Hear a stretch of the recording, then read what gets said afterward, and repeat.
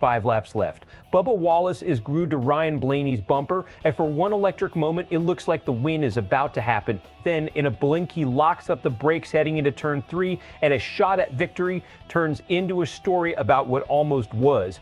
This is the race that could define Bubba Wallace's entire playoff push. Stick around, because what happened after that mistake might matter more than the mistake itself. Sunday at New Hampshire Motor Speedway, the Dollar Tree 301, Bubba Wallace started 23rd. He drove his way all the way up to challenger status, running down leader Ryan Blaney in the closing laps. With 5 to go, Wallace locked his brakes entering turn 3.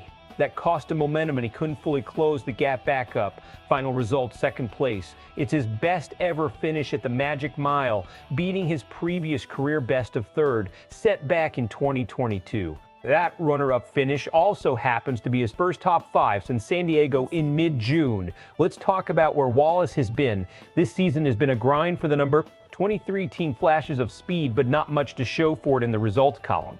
One top 5 finish in over 2 months is not the kind of stretch a 3-time Cup Series winner wants. Heading into the most important weeks of the year, that's what makes Sunday's run at New Hampshire so significant.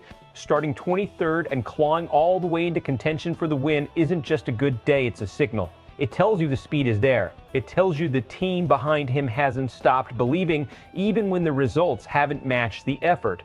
And the timing could not be better. This comes one race before the cutoff to the chase, NASCAR's playoff format. Every point matters right now, and Wallace just banked one of his biggest hauls of the year. Here's where it gets interesting. Wallace entered Sunday sitting 14th in points, already inside the playoff cutoff with a 70-point cushion. After New Hampshire, that cushion grew to 75 points over Ryan Preece, the first driver on the outside looking in. Why does that number matter so much? Because 75 points happens to be the maximum a driver can score in a single Cup Series race. In plain terms, even in a nightmare scenario at Daytona next week, paired with a career day from Preece, Wallace's spot in the playoffs is close to mathematically safe.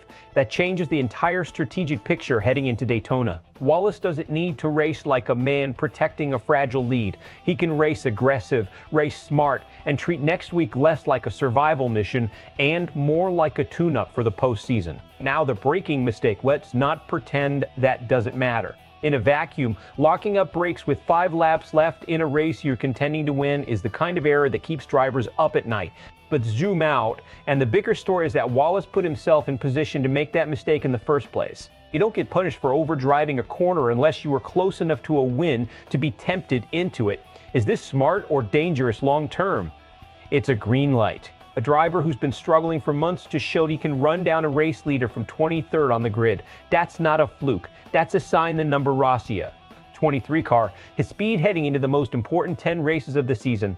Expect a split reaction here. Some fans and analysts will zero in on the brake lockup, the what could have been angle, the 4th career win that slipped away in real time. But the louder reaction should be optimism.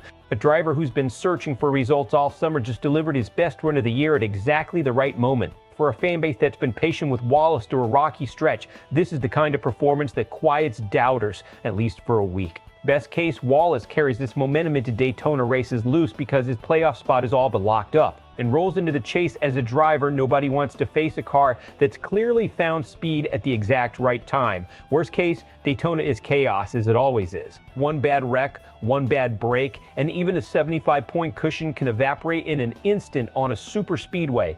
If that happens, all the momentum from New Hampshire gets erased by circumstances completely out of Wallace's control. So here's the real question. Was Sunday's near miss actually the best thing that could have happened to Bubba Wallace right now? A confidence-building 2nd place with the playoffs basically locked up, or a painful reminder of a win that got away? Drop your take in the comments, smart risk or costly mistake. And if you want more no-fluff NASCAR breakdowns like this one, make sure you're subscribed, because the chase is about to get wild.